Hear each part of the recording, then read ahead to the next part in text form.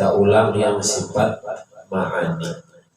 Sifat ma'ani yaitu mulai dari qudrat, iradat, ilmu, hayat, sama, basar, kalam. Qudrat artinya kuasa.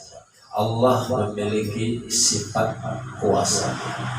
Nah, sifat qudrat Allah ini Allah pinjamkan kepada kita, yaitu yang disebut dengan nyamannya supaya nyaman, tenaga, kekuatan. Kita kalau mengangkat apa-apa tuh ada tenaganya. Nah, itu sifat qudrat Allah, dipinjamkan Allah. Kemudian sifat iradat artinya menentukan atau punya keinginan, punya kehendak. Allah pinjamkan sifat iradat Allah kepada kita manusia, yaitu nafsu. Dengan nafsu itulah kita punya keinginan, punya kehendak. Amun kereda nafsu pasti kereda keinginan, kereda kehendak. Nah, itu sifat iradat. Ini supaya nyaman memahaminya. Kemudian Allah memiliki sifat ilmu. Artinya ilmu itu tahu atau mengetahui. Allah pinjamkan sifat ilmu kepada kita, berisi akal, otak, memori kita, supaya kita bisa mengetahui, bisa menyimpan ilmu pengetahuan di dalam otak. Kemudian Allah memiliki sifat hayat. Arti hayat itu hidup. Hayat ini Allah pinjamkan kepada kita manusia, yaitu roh. Dengan roh itulah kita bisa hidup. Kemudian Allah memiliki sifat sama, mendengar. Allah pinjamkan kepada kita telinga. Allah memiliki sifat basar, melihat. Allah pinjamkan kepada kita mata. Dan yang terakhir, Allah memiliki sifat kalam, berbicara. Allah pinjamkan kepada kita mulut atau muntuk. 7 sifat Allah ini dipinjamkan kepada kita manusia, dipinjamkannya. Maka jangan sampai kita ini merasa diri itu hebat, merasa pak iyanya. Pokoknya jangan merasa tadi. Kenapa? Karena kita bisa hadir ke majelis ini dengan tenaga, artinya dengan sifat qudrat Allah. Dari rumah sudah ada niat hendak hadir, punya keinginan, itu iradat sudah. Coba amun kerida tenaga pada bisi, tenaga berjalan, ada apa? Diambil Allah sifat qudratnya.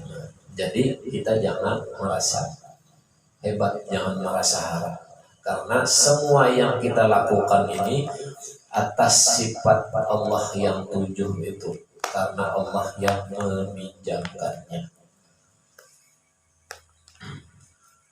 Kemudian 7 sifat yang Allah pinjamkan kepada kita ini pun berupa sifat juga, Misal kita mendengarlah dengan telinga, melihat dengan mata, berpandang dengan mulut. Apakah yang mendengar itu telinga yang ini kah? Apakah yang melihat itu mata yang ini kah?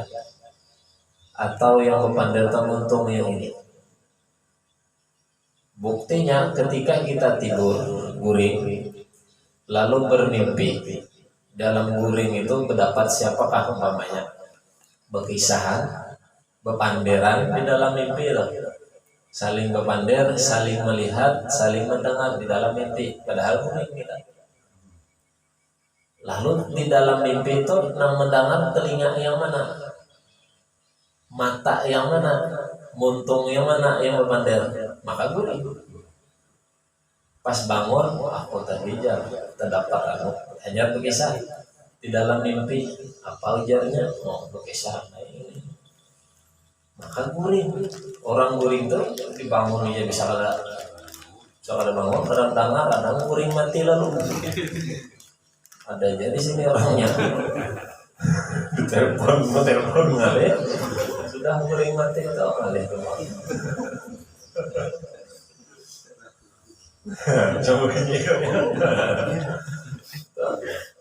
Padahal di mimpi mendengarnya maka guring. Nah, lalu apakah telinga ini nih yang mendengar? Ternyata lain. Yang bisa membuat kita mendengar, bisa membuat kita melihat, bisa berpander itu sifatnya. Sifat lain, benda yang ini lain. Ini hanya alatnya. Ini ibaratan untuk kerongkongnya aja. Tapi karena sifat Allah, nah lalu bisa mendengar. Karena sifat. Buktinya tadi dalam mimpi bisa mendengar padahal guring. Itulah. Jadi yang membuat kita bisa beraktivitas dalam kehidupan sehari-hari karena sifat Allah. Bukan karena yang fisik yang ini lain, tapi karena sifat. Contoh lain, kudrat tadi tenaga. Kelihatanlah tenaga dong. Yo. Siapa biasa melihat tenaga? Umpamanya Waldi ini kelihatan tenaganya seini. Iskene terkenal tenaganya potongan, melihat potongannya di awal. Oh, mau mati kurus sedikit. Bahkan tenaga pinanya deh, apapun belum tentu. Belum tentu. Bisa tergancang nang kurus. Atau nang Tuhan warna anum kita banding. Oh ya. Terkuat nang anum ini kira-kira. Melihat kita nang Tuhan ini lama. Belum tentu bisa kuat sini. Buktinya nang Tuhan bisa 2 bini ini, lalu bini kuat nang Tuhan. Belum tentu. Nah, jadi yang diukur tenaga kekuatan dari itu yang mana? Nah, karena sifat Allah itu. Pada Allah kita melihatnya.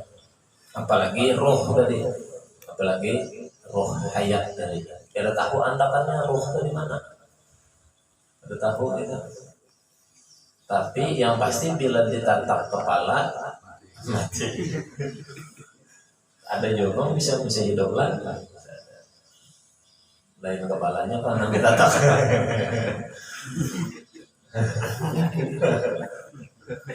Bila bersunat, tapi lain kepala kalipitnya.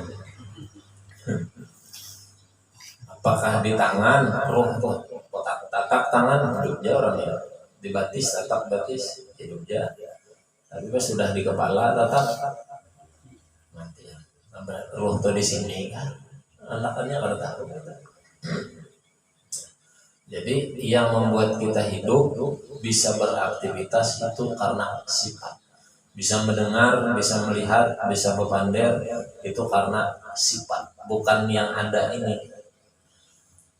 Ada aja orang ada tapi ada telinga model pagar sini. Dengar aja masih. Untung berbayar berpandernya bisa ada. Bahkan ada juga yang sempurna untung kalau bisa berpander ada. Berarti kada Allah pinjamkan sifatnya. Nah, dari 7 sifat ma'ani ini tidak semua Allah pinjamkan kepada kita. Ada juga yang ke-7-7-nya dipinjamkan. Menurut kita yang hadir ini kan insya Allah lengkap 7 dipinjamkan Allah. Tapi ada saudara kita yang lain tidak lengkap. Mata ada yang kada melihat, telinga ada yang tuli, berarti kurang sudah. Yang Allah pinjamkan sifatnya. Kenapa bisa gitu? Kita sarah Allah yang ampun sifat. Kita jangan menghinainya, jangan merendahkannya, dan kita juga jangan merasa sempurna. Karena kita ini pun karena pinjaman daripada sifat Allah. Bahkan kadang-kadang orang yang sedikit sifat Allah yang dipinjamkan kepadanya bisa lebih untunginya kadang-kadang. Kadang bisa mendengarnya, kadang mendengar bisa orang aneh-aneh, orang menyambati kadang mendengarnya, sambat ya orang, ketawa aja, jangan mendengar. Kadang mau sakit hati, nang kada bisa berpander, artinya sifat Allah yang kalam tadi kada Allah pinjamkan dengannya. Kalau awan mengisah orang, ya pengen mengisah orang. Kalau kawa pander, bisa untung-untungnya aman diukur-ukur nang urusan dosa dan pahala. Tapi urusan kesempurnaan fisik memang, padahal kesempurnaan fisik tadi pinjaman Allah. Itulah itu sifat marani. Nah, kemudian membuktikan bahwa Allah itu memang memiliki sifat yang 20 ini, biasa ada kita tuh membaca ayat Qul ara'aytum in asbaha ma'ukum ghauran faman ya'tikum bima'in ma'in. Surah itu Al-Mulk, tak tahu tabarok, ayat terakhir, ayat 30 lah. Nah, satu ayat ini kalau kita renungkan, ini menjawab daripada sifat-sifat Allah. Coba kita satu persatu maknanya, memahaminya. Ujar Allah, Qul, artinya katakanlah.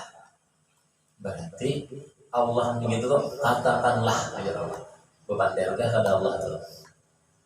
Bandar berarti Allah memiliki sifat kalah. Ya Allah. Berarti mun ada orangnya berbandar, berarti memang ada orangnya wujud berarti. Ini satu ayat aja dahulu nih.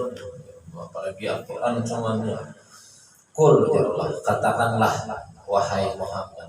Perintahkan nih berbandar berarti nih. Ara'aytum in asbaha ma'ukum ghauran faman ya'tikum bima'in ma'in. Terangkanlah kepadaku, ya Allah, terangkanlah kepadaku bila sumber airmu kering, siapa yang membuat sungaimu mengalir. Itu tuh artinya. Terjemahan coba buka. Terjemahannya tuh. Allah berbandar lawan Nabi Muhammad. Ujar Allah, terangkan kepadaku. Artinya Allah nih hendak mendengar dari Nabi Muhammad. Ayo terangkan kepadaku, bila sumber airmu kering, siapa yang membuat sungaimu mengalir. Maka sunat ketika selesai membaca surah Al-Mulk di ujungnya ditambahi Allahu Rabbul Alamin. Itu Nabi yang menjawab. Katakanlah, terangkan kepadaku bila sumber airmu kering, siapa yang membuat sungai mengalir. Allahu Rabbul Alamin. Itu Allah. Nah, artinya apa? Bila Nabi menjawab Allahu Rabbul Alamin, mendengarlah Allahnya. Dengarlah sifat sama. Kemudian sumber air tadi kering lalu bisa mengalir, itu karena sifat qudrat, kuasa Allah hendak mengolahnya kering, hendak mengolahnya mengalir, qudrat iradat. Kemudian dengan apa inya bisa mengalir? Karena sifat ilmu. Ya Allah yang bisa ilmunya. Allah turunkan hujan bisa. Allah keluarkan dari manakah banyu bisa. Kenapa? Karena ada sifat ayat. Nah, ini satu ayat ini aja bisa menjawab beberapa sifat di antara sifat 20. Makanya bila baca surah Tabarak Al-Mulk di ujung telah sunat hukumnya membaca Allahu Rabbul Alamin. Kenapa sunat? Karena Nabi menjawab kayak itu. walaupun surahnya atau ayatnya sampai dengan situ tadi ya. Qul ara'aytum in asbaha ma'ukum ghauran faman ya'tikum bima'in ma'in. Menang kada tahu sadaqallahul adzim. Ada apa juga Bang? Punya kada tahu tapi nah yang sudah tahu supaya mengumpati Nabi Allahu Rabbul Alamin karena artinya tadi. Nah ini lalu ketika menjawab Allahu Rabbul Alamin berarti kita yakin bahwa yang membuat sungai kering, yang membuatnya mengalir itu Allah. Berarti kita sudah bertauhid, sudah berkeyakinan kuat bahwa yang mengolah alam semesta bisa kayak ini itu Allah. Tauhid itu sudah paham itu. Jadi membaca itu sambil dibaca terjemahnya. Ini kedatangan sebenarnya Tuan Guru di mana belum ada menyampaikan tentang ayat ini dan mengenai tauhid di sini ya. Kenapa bisa dapat? Nah, karena kita membuka-buka mengaji, membaca, buka-buka dipahami turun. Nah, ilmu itu datang gitu. Oh berarti ini kaitannya dengan ilmu tauhid. Belum belajar kemana aja, belum ada ayat ini disampaikan berkaitan dengan ilmu tauhid.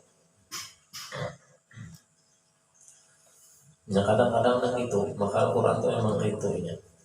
Jadi dahulu, makanya jangan sampai kita itu menentangkan ulama sekarang dengan ulama dahulu.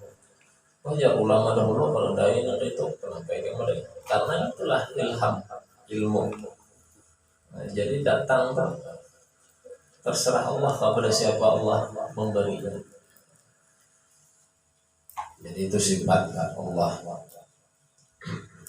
dan dipinjamkan oleh Allah kepada kita berupa sifatnya, berupa sifat.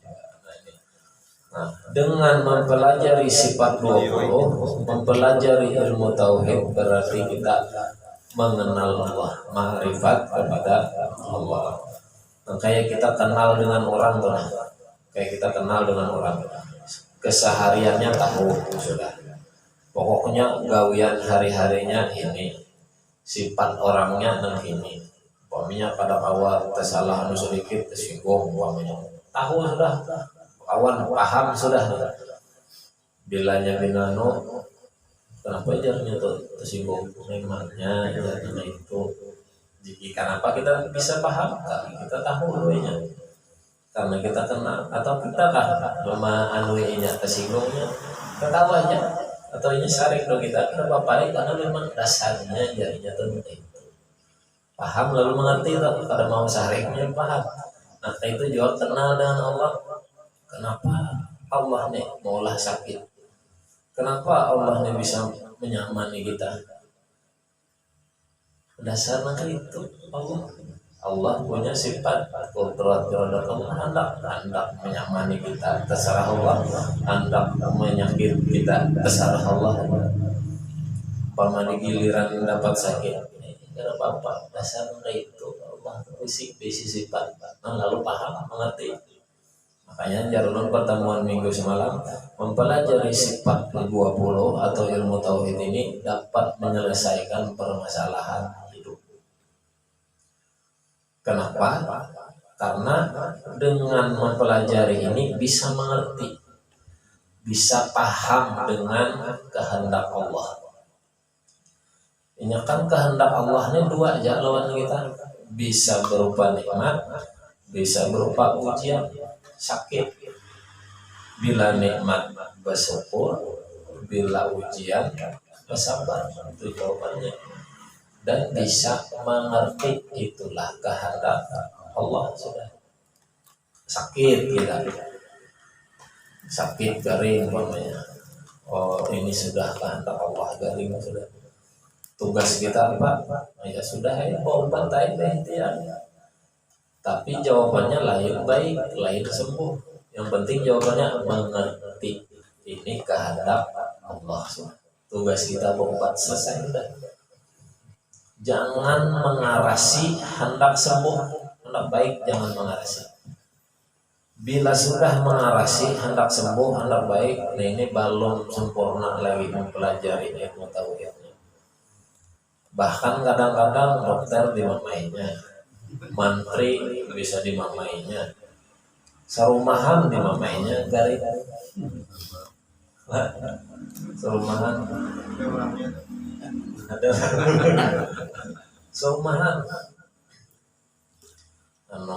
aduh garing warna sakit banget selismaan batuk kalau sakit jadi jarang ini yang pernah obat belum bawa ke dokter barangnya yang baik sebenarnya malah mana sakit banget ya barangnya tak baik kan kada mengerti lagi diberi sakit nih bawa bini ke dokter obat bagi dokter resep ini obatnya 3 kali sehari minum boleh kait ini minum 2 hari kada baik-baik 3 hari kada baik dokter baik bawa dokter lah semalam tuh Mbak Maya dokter jadi gini kenapa baiknya 3 hari sudah Mbak Maya yang ada mengerti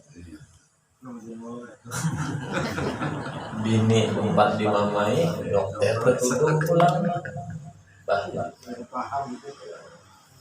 kada paham kada mengerti padahal jawabannya tadi harus mengerti aku sakit tugasnya berobat jawabannya ada sembuh itu jawabannya tapi paham mengerti ini kehendak Allah sudah jadi itu apalagi diberi nikmat itu ya Allah alhamdulillah.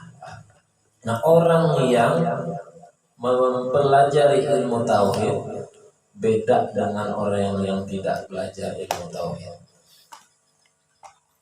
Orang yang tidak mempelajari ilmu tauhid itu bila diberi nikmat senangnya kan, tapi senang sebatas inya manusia.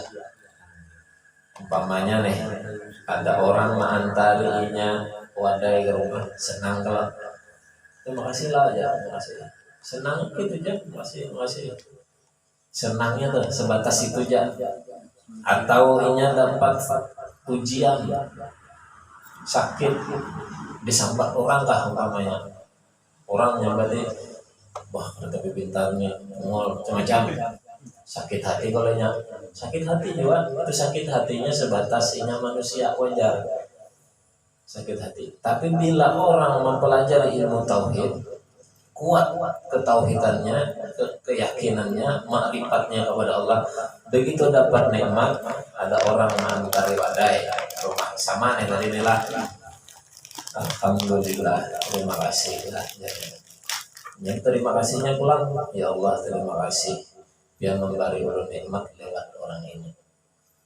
Itu orang tauhid. Ada tambahannya keyakinannya. Atau disambati orang juga sama nih. Bungol, tambuk, macam-macam. Dia mengharapkan dia. Tapi pintar. Kepintaran apakah ngomong sama tadi? Karena kan ini kepintaran macam-macam gitu.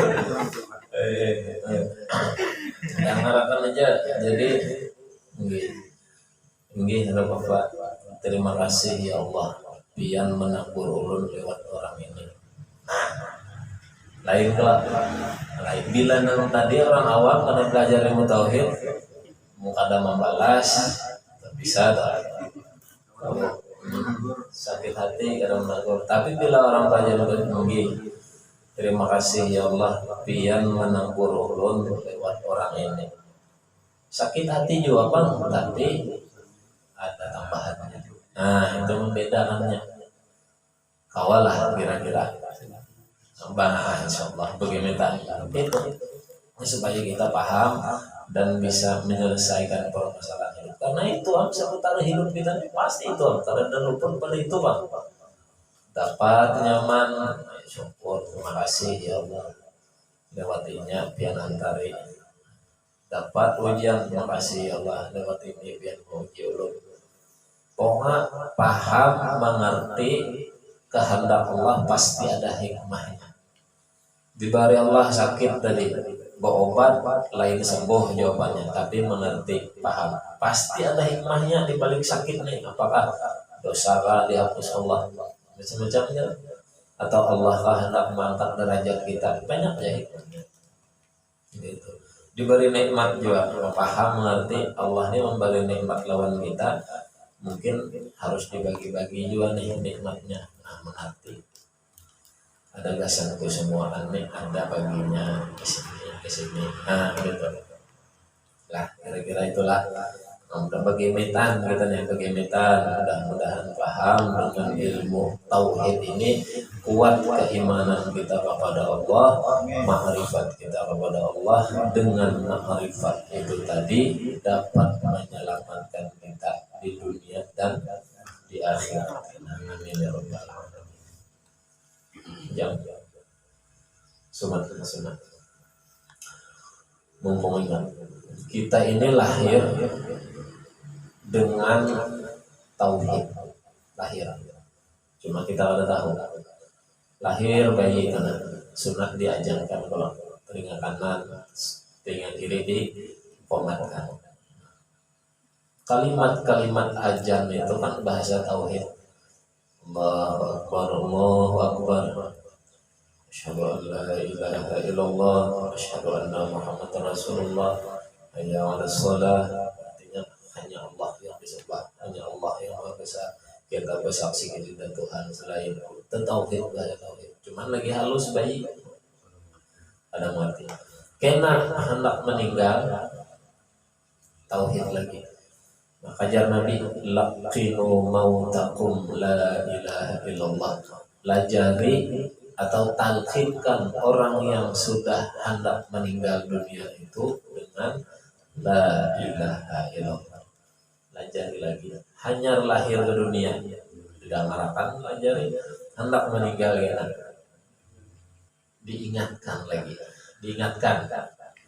Artinya apa? Proses dari mulai hidup lahir ke dunia sampai hendak mati nih, di tengah-tengah ini apa nih? Berarti harus mencari tahu yang tadi siapa yang diajankan tadi itu di telinga kanan, komat telinga kiri, harus dicari tahu di tengah-tengah. Mulai saat kita lahir itu sampai ke anaknya ini harus mencari tahu nih. Arti mencari tahu tadi mengenal siapa Allah itu. Makrifat kepada Allah lewat apa? Ya lewat ilmu tauhid ini. Bilanya sudah selama hidupnya tauhid dipelajarinya, kenal dengan Allah, makrifat kepada Allah, karena hendak meninggal itu yang mengingat akan yang hidupnya nyaman ya. Laqinu mautakum la ilaha illallah. Pelajari, ingatkan lagi. Jangan sampai semasa di pertengahan hidupnya kita sama sekali belajar ilmu tauhid. Karena nang melajari, uyuh benar. Nang melajari ini nang uyuh. Yuk. Baca. Ingat, sebut ya. Sebut ya. La ilaha illallah. Gitu. Bila orang meninggal, la ilaha illallah. Kasih. La ilaha illallah. Lah kasih kena mati. Sampai mamain nang madai. Kasih.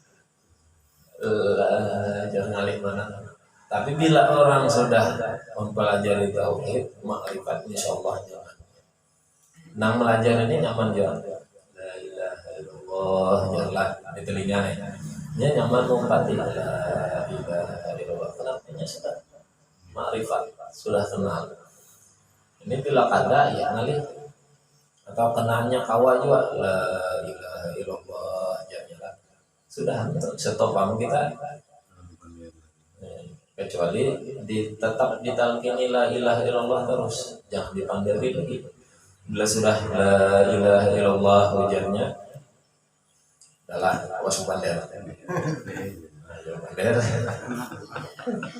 Ya namun pander lagi ubah pulang lain itu akhir kalimatnya kan akhir kalimatnya tadi la ilaha illallah, terbuka sudah pintu surga.